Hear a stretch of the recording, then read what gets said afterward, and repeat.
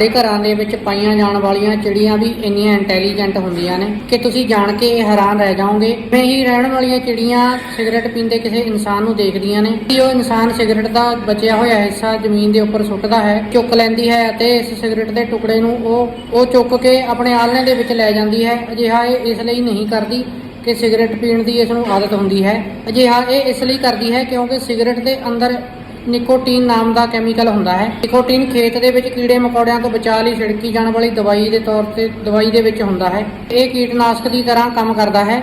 ਇਹ ਜਿਹੜੀ ਇਸ ਸਿਗਰਟ ਦੇ ਟੁਕੜੇ ਨੂੰ ਆਪਣੇ ਆਲਣੇ ਦੇ ਵਿੱਚ ਇਸ ਕਰਕੇ ਰੱਖਦੀ ਹੈ ਤਾਂ ਕਿ ਕੀੜੇ ਮਕੌੜੇ ਇਹਦੇ ਬੱਚਿਆਂ ਨੂੰ ਜਾ ਕੇ ਪਰੇਸ਼ਾਨ ਨਾ ਕਰਨ ਜਾਂ ਕਿ ਬੱਚਿਆਂ ਨੂੰ ਨੁਕਸਾਨ ਨਾ ਪਹੁੰਚਾਉਣ। ਸੋਚਣ ਵਾਲੀ ਗੱਲ ਤਾਂ ਇਹ ਹੈ ਕਿ ਚਿੜੀ ਨੇ ਇਹ ਸਾਰਾ ਕੁਝ ਕਿਹੜੇ